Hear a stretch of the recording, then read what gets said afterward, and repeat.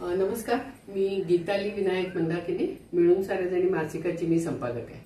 मिळून साऱ्याजणी मासिकाने विद्याबाळ अध्यासन प्रकल्प 2 हाती घेतलाय. कारण 1975 मध्ये युनोनी महिला वर्ष जाहीर केलं. त्याला 2025 म्हणजे पुढच्या वर्षी 50 वर्ष होतात. तर या 50 वर्षात स्त्री चळवळीची काय वाटचाल झाली, विविध क्षेत्रांवर चळवळीचा काही प्रभाव पडला का, व्यक्तींवरती त्याच्या आयुष्यामध्ये काही प्रभाव पडला का वगैरे आपल्याला समजून घ्यायचं आहे. आणि त्यासाठी स्त्री चळवळ आणि मी अशा अर्थाने आपण गप्पा मारतोय. या आपल्या मालिकेमध्ये आज आपल्याकडे असुंता पारधेले आहेत. नमस्कार असुंता, खूप बरं वाटलेलं आहे. तू चेतना महिला विकास केंद्र, तुझी संस्था विशेष करून तू सुरू केलेली.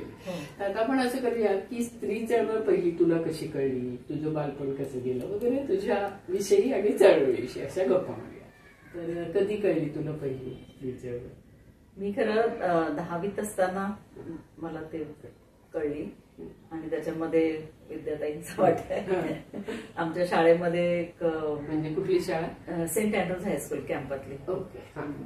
तर तिथे मराठी आमच्या जे शाळा होती तिथे वर्तमानपत्र वाचायला दिली जायची मुलींना आणि त्याच्यामध्ये व्याकरण काढायचं काम होतं मुलींचं. मी 10वीत असताना ते माझ्याकडे होतं, त्यामुळे ते वाचलं जायचं आणि जे पहिल्या पानावरच्या बातम्या असतील किंवा त्यातल्या विषयांशी मुलींशी संबंधित ते काढायच्या होत्या. तर त्याच वेळेस पुण्यामध्ये ते हुंडा आणि ह्याची प्रकरणं चालली होती ना, शैला लाडकर वगैरे. तर त्यावेळेस ते वाचलं होतं. नंतर मग मी कॉलेजमध्ये गेले, वाडिया कॉलेजमध्ये होते. वाडिया कॉलेजमध्ये मग NSS आपलं जे आहे त्याच्यामध्ये आमच्या शिक्षकांनी आम्हाला प्रोत्साहन दिलं होतं फार. तर त्यामुळे मग गावांमध्ये जाण्याचं म्हणजे संधी मिळाली, वस्त्यांमध्ये पण जाण्याची संधी मिळाली. नंतर मग मी सिम्बायोसिस कॉलेजला लॉ करायला आले. पण मग त्यावेळेस पुण्यात 2च कॉलेज होते. मग जरी मी सिम्बायोसिसला शिकत होते तरी रविवारचं मोफत कायदे सल्ला केंद्र चालवलं जायचं ILS ला. तिथे श्रमिक मुक्ती दलाचे मला आठवत नाही त्यांचं नाव होतं, शिवाजी गोखले. तर ते तिथे ते चालवायचे. मग त्यांच्याबरोबर पुन्हा इकडच्या वस्त्यांमध्ये फिरायचे मी. वस्ती पातळीवरती सुरुवात झाली होती. आणि बालपण कसं गेलं, म्हणजे घरी वातावरण कसं होतं? घरी वातावरण म्हणजे माझी आई खूप धाडसी आणि नेतृत्वशील महिला. काय तिचं नाव? ॲग्नेस पारदे. आणि ती माझे वडील रेल्वेमध्ये होते, त्यामुळे आम्ही रेल्वे कॉलनीतच आमचं बालपण गेलं सगळं. तर त्यामुळे सर्व जाती धर्माचे भारतातले, सेंट्रल रेल्वे होतं, तर सगळे शेजारी पाजारी असे मिश्र लोक होते. त्यानंतर पुन्हा मी वाडिया कॉलेजमध्ये गेले. किती होती घरात? आम्ही 6 बहीण भावंड आहोत. 3 भाऊ आणि 3 बहिणी. माझा नंबर 4. तिथे स्त्री पुरुष विषमता समता काही असं आलं? तसं म्हणजे माझ्या आईने तिच्या परीने एक समानता आणण्याचा प्रयत्न केला, तेच तिला वाटत होतं. म्हणजे मुलांनी गाद्या उचला, हे करा, कामं वाटून द्यायची वगैरे. आणि अर्थात मुलगी म्हणून तिच्या हाताखाली मीच असायची, तुलनेनं मोठी अशी. कारण माझी मोठी बहीण माझ्या मावशीकडे राहत असायची, त्यामुळे मग मीच मोठी होते. आणि मला खूप आवडायचं होता. शाळेत वडील माझे खूप प्रेमळ, म्हणजे त्याच्यातला स्त्रीत्वाचा भाग वडिलांकडेच होता जास्त. आणि आई आमची कडक होती, एकदम कडक. तिच्याच नजरेच्या धाकात सगळे असायचे. पण मग काही झालं तर पळायचं वडिलांकडे. वडिलांचं मात्र प्रचंड प्रेम असे सर्वच मुलांवरती. ते कधी असे रागवले नाही. आणि मग सिम्बायोसिस नंतर मग मी LLB पूर्ण झालं माझं. ते करत असतानाच मी एका संस्थेत काम करत होते, NGO मध्ये. आगा खान पॅलेसच्या जवळ एक संस्था आहे, तुम्ही ओळखत असाल त्यांना, सिस्टर फिलोमिना थॉमस. त्यांची माझी एका कार्यशाळेत भेट झाली होती. त्यावेळेस मी विद्यार्थिनी होते आणि त्यावेळेस मी काम करायचे वेगवेगळ्या कंपन्यांमध्ये. म्हणजे मी शिक्षण करत असतानाच नोकऱ्या पण करत होते. कारण आम्ही 6 भावंड होतो ना, वडिलांनी आम्ही सांगितलं होतं. मग त्यामुळे 12वी झालं की आम्ही आमचे नोकऱ्या करत होतो सगळेजण. त्यातच मग त्यांनी मला जेव्हा पाहिलं, मग त्या म्हणाल तू LLB करतेस तर माझ्याकडे ये, मी काम करते. मग तिथून मात्र मग मी रेग्युलर म्हणजे वस्त्यांमध्ये जाणं, महिला मंडळ स्थापन करणं, मग वाचन करणं बरंच, म्हणजे साऱ्याजणी तेव्हा त्यांच्याकडे यायचंच. आणि मग यायला लागले आपल्या संपर्क समिती. आणि मग लग्न वगैरे असं काय विचार काय केलं? मी असा विचार केला ते लग्न करायचंच नाही. कारण मला त्यावेळेस असं वाटायचं की लग्न केलं की त्याच्यामध्ये अडकायला होणार आणि मला खूप खूप काम करायचं होतं महिलांसाठी. त्याच्यात वकील बनायचं होतं, हे मी 10वीतच ठरवलं होतं. पण वकील बनून मुळात महिलांचे प्रश्न सोडवायचे कायदेशीर पद्धतीने. पण मग ज्यावेळेस मी महिला मंडळ वगैरे करत होते त्यावेळेसच मला पोलीस चौक्यांना वगैरे स्वयंस्फूर्तीने जायचे मी. म्हणजे त्या स्वतः वकील होत्या आमच्या संचालक, पण त्या घाबरायच्या असं पोलीस चौक्या वगैरे जाऊ नये. पण मला मात्र ते जास्त तातडीने मदत मिळेल असं वाटायचं. मग मी जायला सुरुवात केली. माझी एक बरं झालं, माझी भीतीच गेली पोलीस चौक्यांची.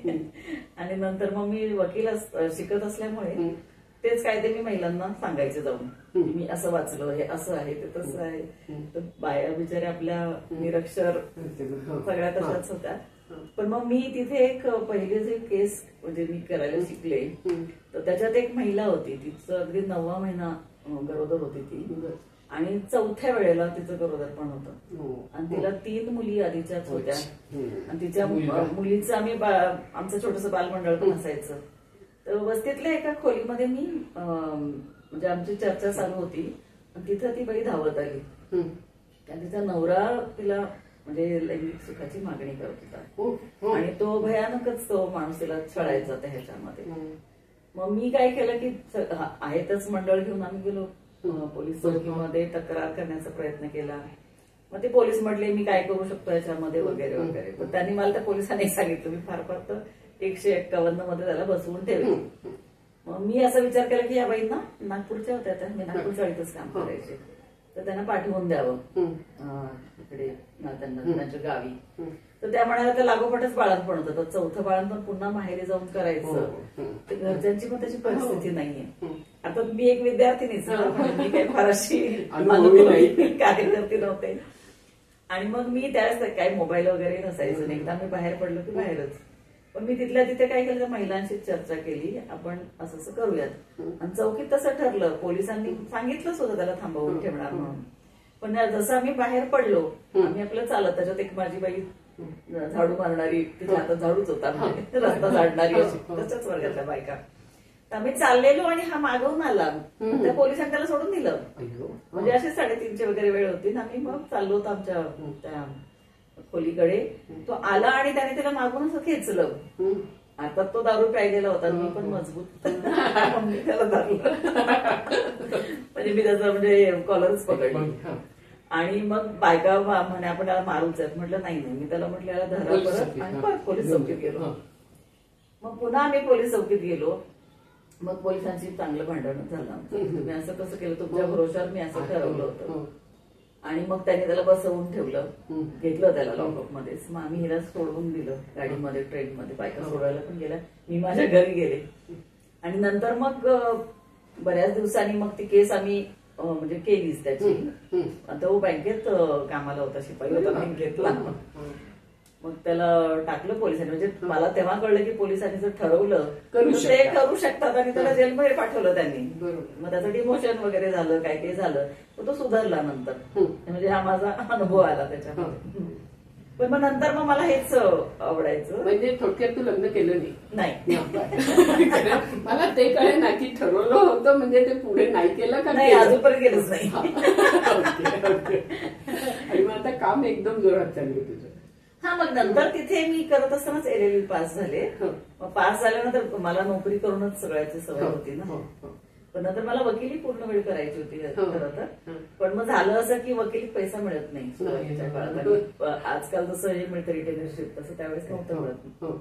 तर मग मी असा विचार केला की परत नोकरी शोधावी आणि मग काम करावं. तर बरेचसे वकील ज्यांच्याकडे मी कामाला जायचे ते म्हणायचे मला की तू आमच्याबरोबर काम कर ना, तू शिकशील आणि पैसे मिळत जाते. पण मला पेट्रोलसाठी वडिलांकडे पैसे मागणं आवडत नव्हतं, कारण दरम्यान ते रिटायर्ड झाले होते. मग नंतर असंच ते करत असताना जिथे मी आता आहे, चेतना म्हणून, तर तिथे एक संस्था ऑलरेडी होती, तिचं नाव वेगळं होतं, महिला मार्गदर्शन मंच असं. तर तिथे काहीतरी त्यांनी क्रेडिट युनियन सुरू केल्या होत्या महिलांच्या, ते काहीतरी फसलं होतं. तर मग माझ्या वकिली चौकीत तिथं होईल असं त्यांना वाटलं, त्यांनी मला बोलवलं की तू इथे ये म्हणून. तर मग मी त्याचा अभ्यास केला, आणि त्याच वेळेस बचत गट वगैरे मी वाचत होते चळवळीबद्दल. आणि मग मी ते वापरायचं ठरवलं ते माध्यम. पण मग मी त्यांचं जे सगळं असं गुंता होता, पैसे कोणीतरी खाल्लेले, कोणीतरी खर्च केलेले, तो सगळा मी निस्तरला वर्षभर. पण मी म्हटलं, ही संस्थेचं नाव इतकं बदनाम झालेलं आहे की त्या नावाने परत काम उभं राहणं शक्य होणार नाही. ते रजिस्टर्ड पण नव्हतं, असंच होतं ते. त्याचा मंचच केला होता त्यांनी. मग हे चेतना नाव म्हणजे मला असं वाटलं की त्याला फार मरगळ आली, नावाला चेतना द्यावी. पण मग त्याच्यामध्ये जागतिकीकरण तळागाळातल्या सगळ्या तळागाळातल्या महिला, आणि तो जो प्रकल्प होता तो चर्चचा प्रकल्प होता, पुणे धर्म प्रांताचा तो प्रकल्प होता. मग त्याच्यामध्ये मी त्यांना असं म्हणाले की तुम्ही एखादं संस्था नोंदणीकृत केली तर आपल्याला डोनेशन्स पण घेता येतील, नाही तर मग काय की तुमच्या पैशावर जेवढं चालेल तेवढंच चालेल. त्याचा मूळ कार्यक्रम हा गरीब ख्रिश्चन महिलांसाठीचा होता. तू स्वतः पण ख्रिश्चन आहे.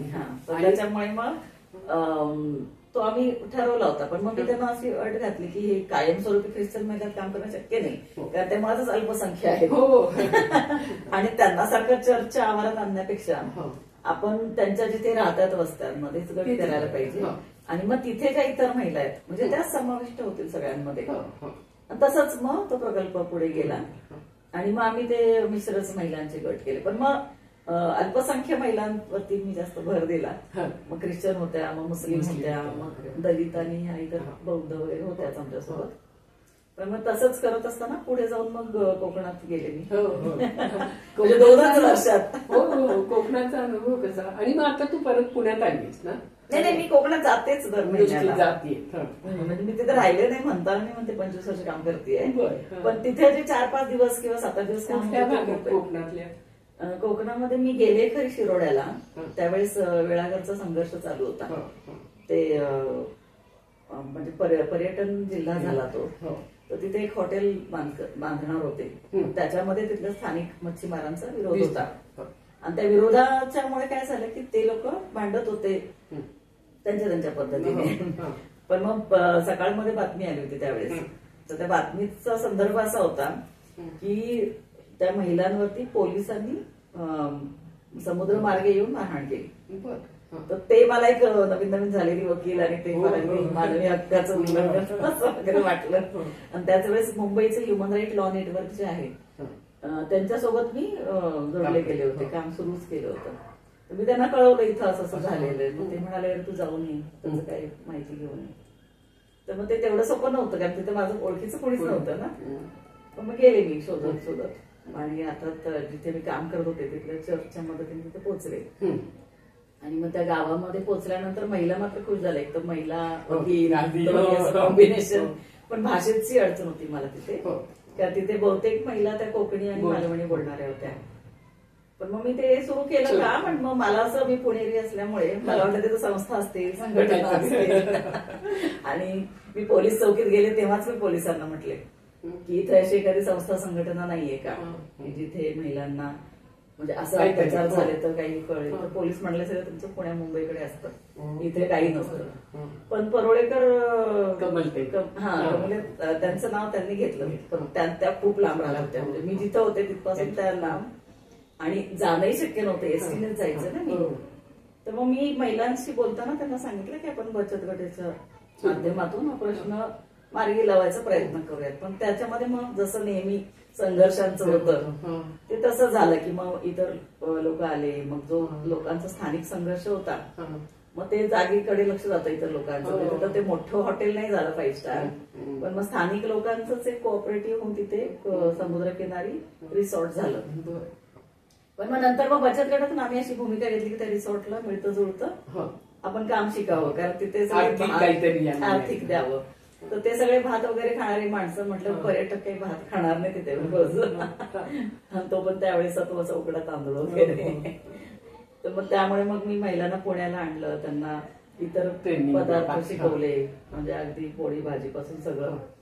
आणि मग त्यातून आमची सुरुवात झाली. मग ते 2-4 वर्षात ते खूप वाढलं का, म्हणजे मला खूप मागणी यायला लागली इथे पण बचत गट करा. ते नवीनच होतं ना त्या काळात. पण बघता बघता आमचे 200 बचत गट झाले. पण मग बचत गट हे आम्ही माध्यमच वापरलं, पण मूळ आमचा हेतू हाच होता, म्हणजे महिलांचे प्रश्न, त्यांच्यावर होणारे अत्याचार, मग ते सगळ्या दारूपासून सगळंच.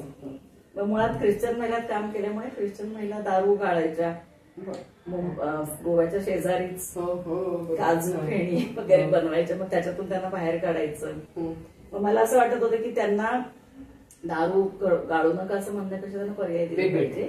मग बायका शिकल्या, म्हणजे शेळीपालन शिकल्या, मासे विक्री तर बऱ्याच जणी करायच्याच, पण ज्या शेतमजूर बायका होत्या त्या पण त्यातून बाहेर पडल्या. मग आम्ही बरेचसे म्हणजे आपण प्रकल्प घेत करत असतो, तसं जसं गरज भासत गेली तसं आम्ही काम करत राहिलो. मग बरेच प्रश्न आम्ही म्हणजे सोडवण्याचा प्रयत्न केला. म्हणजे ते बलात्कारांपासून सगळे. एकदा एक असं घटना घडली होती, एका मुलीवर 12वी पास झाली कुठे? कोकणात? हा, कोकणात वेंगुर्ल्यामध्ये. म्हणजे वेंगुर्ल्यात असं झालं की तिथे समुद्रकिनारी आमचं काम गट आहे, म्हणजे 12 गाव आहेत आमच्या समुद्रकिनारी, जिथे मच्छीमार लोकांबरोबरच काम आहे पूर्ण.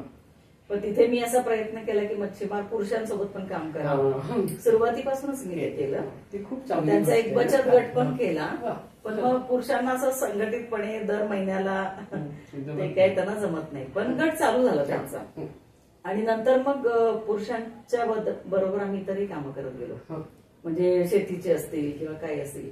आणि झालं असं की माझं तिथं कोणी नसल्यामुळे मी लोकांच्या घरात राहायचे, त्यामुळे रात्रीची वेळ म्हणजे सगळ्यांची गप्पा मारायची. मग बरेचसे पुरुषांना पण आकर्षण वाटायचं की बाई पुण्याहून काय येते. मग राजकीय लोकांना प्रश्न असायचे की कोणत्या पक्षाने प्रमोट केलेलं नाही का. मग अगदी चर्च कडून आल्यामुळे गावातले लोक मला एका माणसाने पत्र दिलं होतं केवळ मी चर्चमध्ये राहिले म्हणून, की तुम्ही चर्च मधून आलात, तुमचा हेतू धर्मांतराचा. म्हणजे ऑलरेडी ख्रिश्चन लोक आहेत, आणि मग त्यांनी मला स्पष्ट ताकीद दिली पत्र पाठवून की तुम्ही आमच्या इकडे यायचंच नाही. मी म्हटलं असं कसं? तुम्ही म्हटलं तुम्ही ते माझं हे स्वातंत्र्य, म्हटलं संचार स्वातंत्र्य आणि अभिव्यक्ती स्वातंत्र्य, मी येणार. तुम्हाला जर काही वाटलं ना, आमच्या सगळ्या सभा झाडाच्या खालीच आहेत, तुम्ही येऊन बसा, आम्ही काही चर्चा करतो, आम्हाला आवडेल पुरुषांनी पण आलं तर.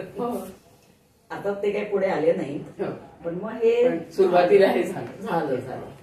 मग त्यामध्ये झालं असं की पुरुषांशी संपर्कात असल्यामुळे आणि काहीतरी म्हणजे तिथे एकदा 2009 साली भयान वादळ आलं होतं, आणि त्या वादळाच्या रात्री मी त्याच गावामध्ये होते.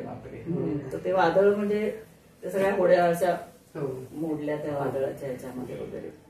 मग सकाळी मी जिथे होते तिथं मग मी झोपले होते निवांत, मला काय त्या वादळाचं खबरच नव्हती. मग सगळ्या बायका शोधत आल्या तुम्ही काय करताय, तर मी म्हटलं काय झालं, म्हणे नाही रात्री एवढं वादळ झालं आणि सगळे समुद्रात आहेत. तुला गाठ झोपली? रात्री एक गप्पा मारत बसले होते, मी वरती झोपले होते, अगदी खिडकीच काच फुटली होती. त्यांना शंका आली माझं काय झालं म्हणून. मग मी गेले सकाळीच, मग मी एकदमच तातडीने पोहोचले. माझ्याकडे त्यावेळेस कॅमेरा वगैरे होता, फोटो काढत बसले. बघते तर बायका सगळ्या आपल्या त्यांच्या होड्या गेलेल्या. मग मला अचानक सुचलं, त्यावेळेस माझ्याकडे गाडी पण होती, मी गाडीत गेले होते त्यावेळेस, माझ्याबरोबर एक मैत्रीण आली होती. तर मग मी काय केलं, मग ती गाडी घेऊन मी ह्याला गेले. तेव्हा मला असं वाटलं वडापाव किंवा काहीतरी आणावं लोक रात्रीपासून समुद्रात सगळेच सगळेच. मग ते गाव म्हणजे वेंगुर्ला छोटासा तालुका, त्याचं ते म्हणजे दुकानांमध्ये काही वडापावही मिळेल ना, काही नाही, जे काय मिळालं मी गोळा करून दिलं. म्हटलं आधी ते खाऊयात, आता ते झालंय नुकसान ते झालंय, आपण कामाला लागूया, दुसरं काय करायचं. कारण त्या बोटी काही होणार होत्या ना, जाळी बिळी. आता आमच्या बचत गटामध्ये काही कर्ज आम्ही देतो, त्याच्यातून आम्ही काही मदत केली त्यांना. मग सरकारी योजनांसाठी मग पुन्हा पाठपुरावा करणं वगैरे असं कामं पुरुषांबरोबर केली. पण मग त्याच दरम्यान असं झालं की तिथे पुरुषांशी संपर्क झाला, जास्त वाढला म्हणजे माझा. पण मग एका मुलीवरती म्हणजे बलात्कार झाला असं म्हणजे नंतर आम्हाला कळलं. आधी त्यावेळेस मी पुण्यात होते, मला सिंधुदुर्गातून फोन आला. त्या तिथलचाही कार्यकर्ता केस वर्क वगैरे करतात, म्हणजे समस्या लिहून घेणं वगैरे, ते बेसिक ट्रेनिंग दिलंच होतं. तर मग एका आमच्या कार्यकर्त्याचा फोन आला, म्हणाले की आता एक बाई आल्यात आणि तिचं असं म्हणणं आहे की तिच्या मुलीला जाळलंय मुलांनी म्हणून. आणि मग मी त्या बाईशी बोलले की तुमचं काय झालं, तर म्हणे नाही माझ्या मुलीला घेऊन गोव्याला गेलेत. तर मग मी तिच्याशी फोनवरच बोलत राहिले बराच वेळ. मग ह्या कार्यकर्त्याला म्हटलं आधी पोलीस चौकीत जा आणि पोलिसांना सांग ही घटना काय. तर पोलिसांनी तिला पाठवलं होतं गोव्यामध्ये, आणि त्यांनी तिचा मृत्यूपूर्व जबाब सुद्धा नोंदवला होता. आणि झालं असं की ती मुलगी जळाल्यानंतर सुद्धा तिच्या पालकांना माहित नव्हतं. त्या काळात शिमगा होता आणि सिंधुदुर्गातला शिमगा 15 दिवस चालतो. 15 दिवस चालतो तो. आणि त्याच्यानंतर शिमग्याची सोंग असतात. झालं असं की ही मुलगीला 2 मुलांनी रिक्षामध्ये घातली. तिचं अगदी तिला असं काहीतरी गुंडाळलं होतं त्यांनी. तर तो रिक्षावाला मला म्हणाला की मला वाटलं शिमग्याचं सोंगच आहे. आणि त्याने त्याला ते दवाखान्यात सोडलं. तो गेला निघून. तर दवाखान्यात त्या 4ही मुलांनी तिला ऍडमिट केलं. तिचं हे केलं. नंतर मग बांबोळीला दवाखान्यात पाठवून दिलं होतं. मग ते घटनाक्रम हा कळल्यानंतर मग आमचे ज्यावेळेस तिथं म्हणजे कार्यकर्ते वगैरे गेले तर पत्रकार ते आले. मग त्यांचे मला फोन, तुम्ही आता नेमकं काय करणार वगैरे. म्हटलं आता बघ आम्ही मग आमच्या बायका गेल्या बांबोळीच्या याच्यामध्ये. नाही, पोलीस चौकीत तक्रार आम्ही दिली संस्थेच्या. हा, आम्ही अर्ज दिला पोलीस ठाण्यामध्ये की ह्या घटनेमध्ये तुम्ही कारवाई केली पाहिजे, आम्हाला ही माहिती कळालेली. मग त्याच्यानंतर मग काही कार्यकर्ते गोव्याला गेले बांबोळीच्या दवाखान्यात.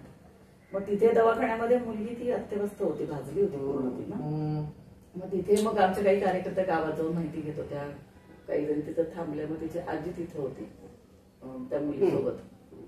आणि मग नंतर ते सांगायला लागले गावातील लोक की म्हणजे 2 दिवसापूर्वी गावामध्ये जत्रा होती. गाव सगळं जत्रेला गेलं होतं.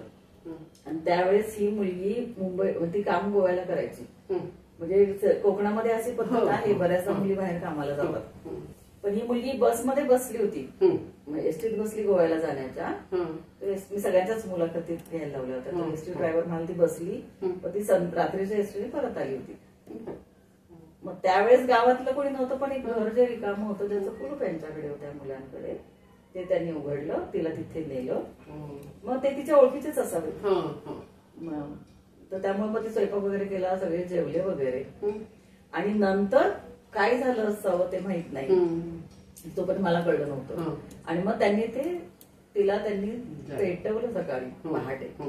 पेटवलं, तिला खुर्चीत बसवून पेटवून दिलं होतं. हा, आणि त्यांना ते गेले नाटक बघायला. ते दशावतार नाटक रात्र पहाटेपर्यंत चालतं. ते तिकडे गेले आणि मग त्यांना वाटलं की मग काहीतरी त्यांचा पुढचा प्लॅन होता. पण तसं झालं नाही. ते आले, त्यांनी कुलूप उघडलं. ती जिवंत होती. ती धावली ती विहिरीकडे. हा, विहिरीकडे धावली. ती पाणी म्हणजे ते असतं ना, ते तिने ओढून घेतलं. मग हे घाबरले. मग ते एका बाईने पाहिलं होतं. ते घाबरले ना सगळं. ती बोलायलाच तयार नव्हती. जिने पाहिलं तिने घाबरून मला माझ्याशी चौकी द्यायला पण तयार नव्हती ती. मग ह्या मुलीला ह्यांनी आणलं, तिचे कपडे बदलले, का तिच्याकडे बॅग होतीच ना ती. आणि मग तिला त्यांनी दवाखान्यात नेलं होतं. मग हा सगळा प्रश्न जो होता तो म्हणजे वर्तमानपत्राने उघडून धरला होता. मग नंतर मग मी त्या काळात अगदी म्हणजे हे 2-3 दिवसातल्या घटना आहे. आम्ही इथे पुण्यामध्ये एका शिबिरात होते आणि त्या शिबिरात असताना ते चाललं होतं सगळं. मग झालं असं की अटक होत नाही नेहमीच प्रमाणे. ते अटक व्हावं म्हणून मग त्या रात्री इतका अख्खा गाव लोटला. 400 माणसं रात्री होती चौकीमध्ये, रात्री 10 पर्यंत. शेवटी मग पोलिसांनी त्यांना अटक केली. त्या मुलं अशी गावातली गुंड नव्हती, पण जरा वरच्या स्तरातली आणि अशी होती ती वेगळ्या जातीतली. ही मुलगी म्हणजे मच्छीमार समाजातलीच ना ती, कोळीच होती ती. आणि तिचं बहुतेक एका मुलावर प्रेम होतं आणि ते इतर तिला सांगत होते की हे काही ते करायचं नाही. म्हणजे त्यांना मैत्री खात्यात नवरा बायको स्ट्रीट करायचे, पण मग त्यांना तिचं लग्न नको होतं. आणि तिची नोंद आधी अशी झाली की तिने आत्महत्येचा प्रयत्न केला. ही नोंद त्यांनी पोलिसांनी केली होती. आणि मग म्हणजे मी असं म्हणाले पोलिसांना, तिला आत्महत्याच काय, अख्खा समुद्र आहे ना, करायला रोज जाते. आणि तिथं अशा अनेक ठिकाणी तिथं मरायला म्हणजे शक्यता आहे, लोक जातात. मग इथं ती आली तुम्हाला म्हणजे पोलिसांच्या बरोबर मग खूप आमचं झालं. पण अर्थात पुण्यातून मग मी 8व्या दिवसात परत गेले. माझं शिबिर संपल्या. तर पोलिसांनी माझ्यावरच हे सुरू केलं, म्हणजे मॅडम तुमच्यावर कारवाई होईल, तुम्ही तिकडून लोकांना म्हणजे भडकावता वगैरे. आणि मग ते झालं सगळं. नंतर मग ते अर्थात ती मुलगी काही दिवसांनी गेली. पण जाण्यापूर्वी मग दुसरी जी जबानी असते मृत्यूबरोबर, त्याच्यात तिने सांगितलं सगळं, तिच्यावर बलात्कार झाला होता वगैरे. आणि मग कारण त्या रात्री त्यांची भांडणच चालली होती. तर मग पोलिसांनी ते घेतलं नाही, नंतर ती मुलगी पण मरून गेली. नंतर केस चालली ती बऱ्याच, त्यांना शिक्षा पण झाली. हा, आपल्याला हवी तेवढी झाली नाही, हो पण झाली. आणि मग त्या निमित्ताने बचत गटांमध्ये हे मुद्दे खूप नंतर आले मग असतील ना? पुरुषांचे गट मात्र खूप झाले माझ्याकडे. गट म्हणजे संघटनांचे आले, ते मग म्हणायला लागले की तुमच्यामुळे आम्हाला सुरक्षित वाटतं, मुली आमच्या सुरक्षित आहेत. कारण कोकणामध्ये अशा बऱ्याच वेळा घटना घडल्या होत्या त्याच्या आधी सुद्धा, पण कुठेही लोकांचा असा उद्रेक किंवा भांडण पोलीस डायरेक्टली हे कन्फ्रंटेशन ते झालं नव्हतं. ह्या घटनेमुळे ते झालं होतं. पण मग आता त्याच्याबरोबर मग आम्ही पुरुषांसोबत मग वेगळ्या पद्धतीने काम बोलायला. आणि मग त्याच्यामध्ये मी एक प्रकल्पच राबवला, तो एक तरी सावित्री शिकवीत नावाने. तर त्याच्यामध्ये मी पुरुषांना म्हटलं की तुम्ही म्हणजे महिला सक्षमीकरण जे आहे ते आपल्याला फक्त बचतीतून काहीतरी कर्ज घेतलं मग आपल्या घराला मदत झाली तिथपर्यंत नाही थांबलं पाहिजे, त्यांचं हे पण जाणीवा वाढल्या पाहिजे. आता त्यासाठी आधी पण आम्ही प्रयत्न केले होते, कारण मुलींची लग्न लवकर लागत होती ना. तर मग आम्ही आमच्या कर्जातूनच बिनव्याजी कर्ज मुलीच्या शिक्षणाला देत असू. म्हणजे 10वी झाली मुलगी की घरात बसायची, तर त्याच्याऐवजी तिने काहीतरी कम्प्युटरचा त्यावेळेस कोर्स सुरू झाले होते किंवा असे काहीतरी कोर्स करावे की ज्याच्यामुळे तिला उपयोग होईल. अगदी काही बिनव्याजी आम्ही द्यायचं. म्हणजे मुलींना सायकल हवी असेल आणि शिकायचं असेल पुढचं, तर मग ही कल्पना महिलांना आवडली. त्याच्यामध्ये बाबा काही नाही तर त्या कमवलं तर त्यांच्या लग्नात तरी होईल. पण ठीक आहे म्हटलं, त्या आपण प्रेरणेने सुरू केलं. हो, ती जरी प्रेरणा असं तरी मुली त्यामुळे शिकल्या तरी ना. आणि मग झालं पुढे, मग त्या मुली शिकल्या आणि बऱ्याच जणींची लग्न. आमचं टार्गेट असं होतं त्याचं लग्नाचं वय वाढावं, आणि मग ते झालं. म्हणजे बऱ्याच जवळपास 250 वगैरे मुलींना त्यावेळेस आम्ही ते दिलं. ते आता म्हणजे नंतर ते रुटीन झालं.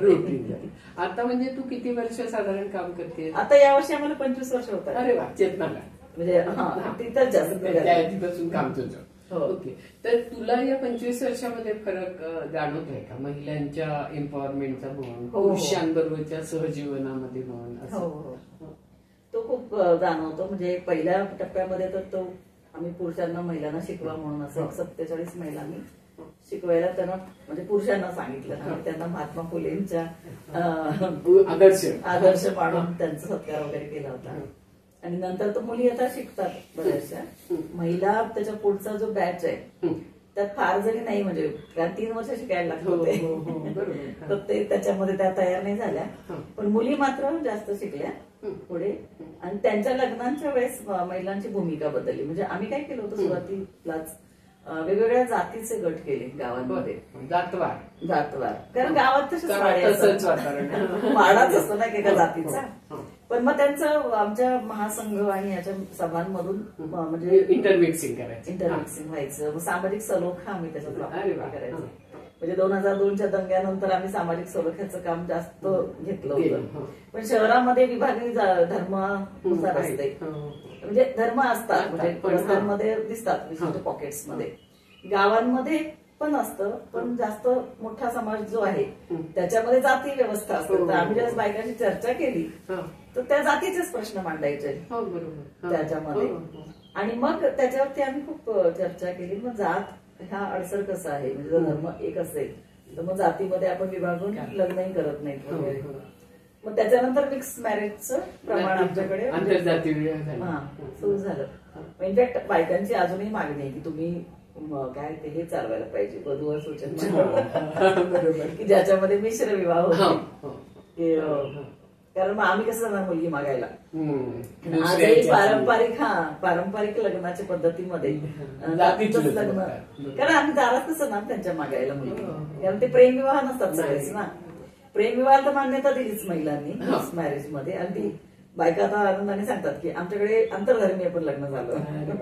आणि याच्यामध्ये असं दिसतं का की दारूचा प्रश्न, हिंसाचाराचा प्रश्न हा म्हणजे तुझा लिमिटेड आहे, पण असा जात धर्मावाईच काही लक्षात आलं का की म्हणजे या धर्मात जास्ती दिसत आहेत, त्या धर्मात कमी दिसत आहेत का? युनिव्हर्सली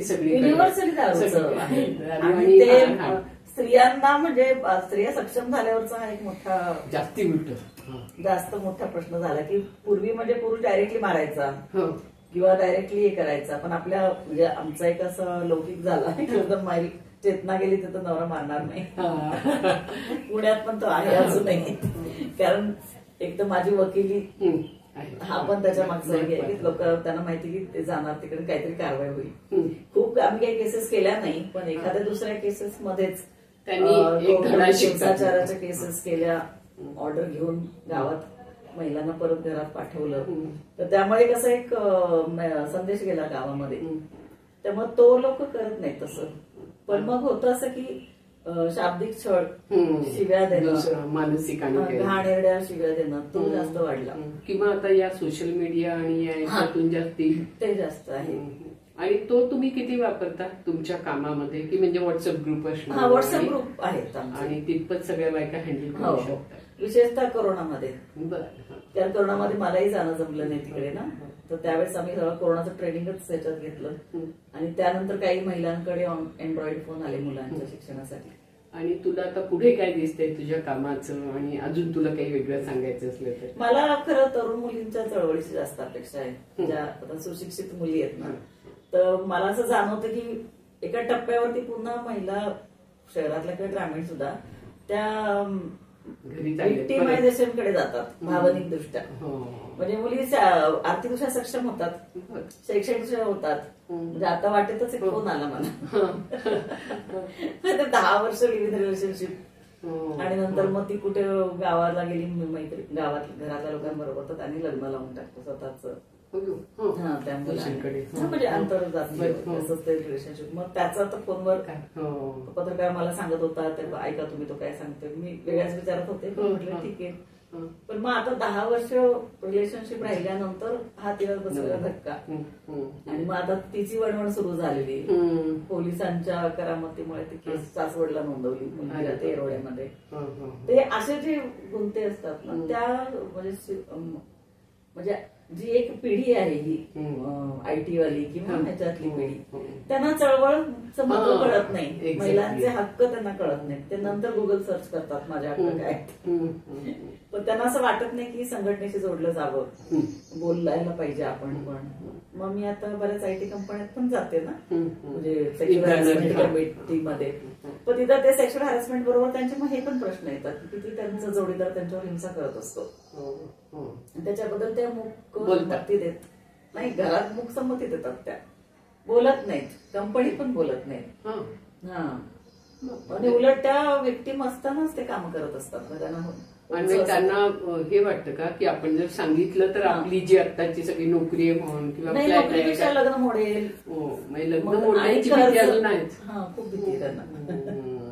त्याचं मला फार म्हणजे वाईट वाटतं, आश्चर्य वाटतं ना की कसं शिकून का असं निर्णय घेत नाही. एकीकडे असं म्हणतात की मुली आता इतक्या बिंदास झाल्या आहेत आणि त्या पटापटा लग्न पण मोडतात, आणि त्यामुळे त्यांनाच दोष देतात, जणू काही नवरे अगदी चांगलेच आहेत आणि हे करतायत. पण या सगळ्या याच्यामध्ये एकूण स्त्री चळवळ स्ट्रॉंग होण्याच्या दृष्टीने काय करावं असं तुला वाटतंय? म्हणजे आता इथून पुढे मला असं चळवळीने त्यांच्यापर्यंत पोहोचायचे मार्ग शोधले पाहिजेत. कारण त्या येण्याची त्या समस्या सर्वच येतात. म्हणजे बऱ्याचशा आपल्याकडे येणार आहेत, तुझाही तुझा अनुभव असेल की त्या समस्या असले की मग त्या सोडवण्यासाठी आणि नंतर राहत नाही, म्हणजे नाही नंतर ओळखही दाखवत नाही.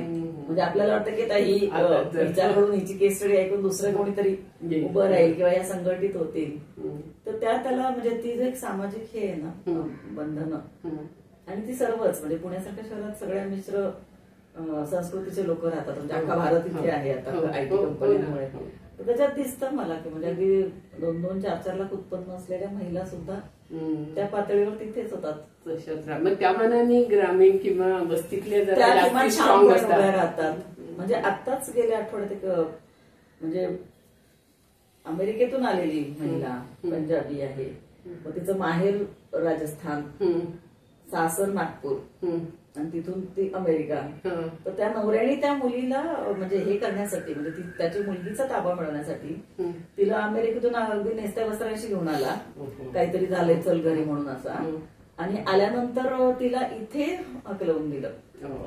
तेवढं तिने धाडस केलं की मुलीला घेऊनच बाहेर पडली. पण ती माहेरी मुंबई, तिथं गेल्यानंतर आता माहेरचे लोक मुंबईत, तर त्यांनी तिला घरात घेतली नाही घेतली. ते म्हणाल्या मग तुला सांभाळणार नाही. मग तिने ते पुण्यामध्ये नोकरी करून आता पुण्यात काम करते ती.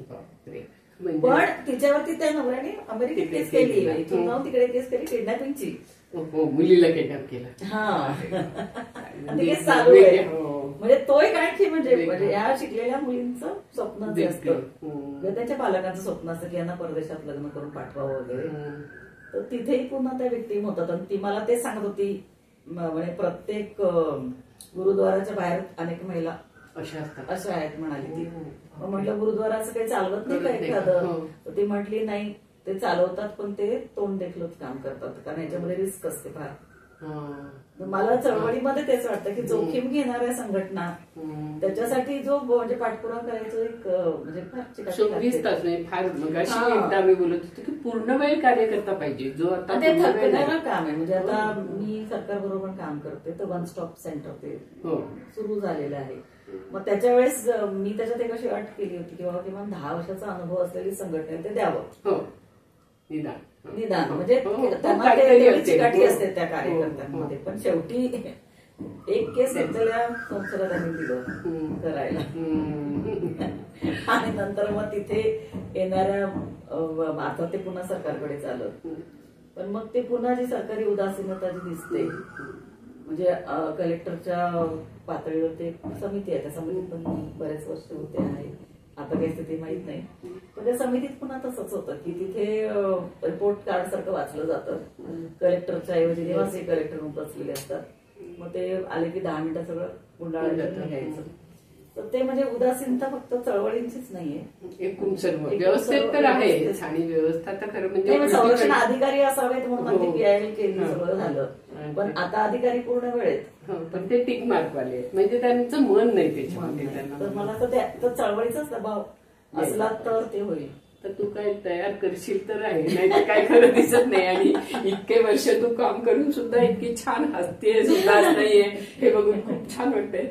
तुला खूप शुभेच्छा. छान असंच काम करत राहा. थँक्यू. धन्यवाद. मस्त वाटलं.